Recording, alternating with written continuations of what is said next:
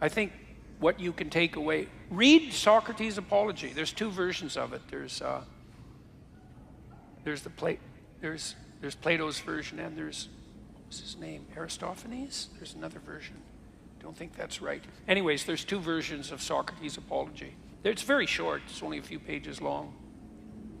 15 pages or something. Read them both. Why? Well, because Socrates puts forward a very interesting proposition. And I don't know really what to make of it. So I asked my parents once if they could take a drug that would return them to being 18 physically, but they had all the wisdom that they'd accrued over the years. They wouldn't lose that if they would do it. And they didn't say yes right away.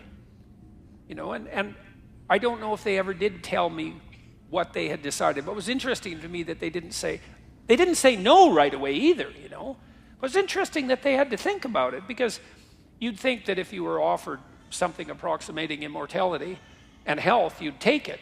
And maybe you would, but then here's an alternative proposition, and I don't know. It's not like I'm not trying to maintain myself, If I could extract out an extra decade or an extra 20 years, keeping myself healthy, that seems like a good thing. Would I want to live 500 years? Whew. That's a long time, man. 1,000 years? I don't know. It's a long time. But the alternative is, truncated existence with death. And that's also not particularly palatable. And so is there a medicament for mortality? Well, but implicit in Socrates' Apology is the following idea. Imagine you lived your life fully. And that would mean that you said what you had to say when you had to say it. You did what you needed to do when you needed to do it, and you availed yourself of every opportunity that came your way, right? So you'd exhaust yourself in the service of your life, let's say. Maybe by the time you were old, you'd have had enough, and you could just let go. And, you do see this with people, is that, and we kind of know this even when we grieve. Maybe you have a relative who's 95 and they die, and people are sad, but you say, well, they lived a full life, and the fuller the life, the less, in some ways, the less catastrophic the demise appears to be.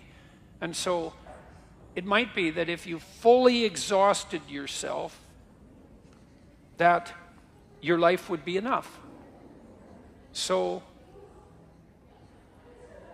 I know, people, I mentioned this already, people who are old and they look back on their life, they're often sorrowful and regretful for the things they didn't do, the things they left undone and maybe now can't do. You could imagine those of you who've been parents, maybe have grown kids now, you think, well, if you could have children again, would you? And maybe the answer is yes, but another answer is, well, I had kids already. I already did that. And if you did that well, maybe that's enough. We have grandkids now, and that's not exactly the same as having kids. It's kids light, right? And it's wonderful. But you made a joke about that when you were on stage. You said they have all the advantages of grandchildren with none of the disadvantages, and that's a joke. But everybody laughs because everybody gets that, and it's great to have grandchildren. And would we return to our youth and do it again? Well, that's a very difficult question to answer, right? Because you just don't have you can't tell what you decide unless that option was actually available to you. And maybe the answer is yes, and maybe the answer is no, because, been there, done that, on to whatever the next thing is.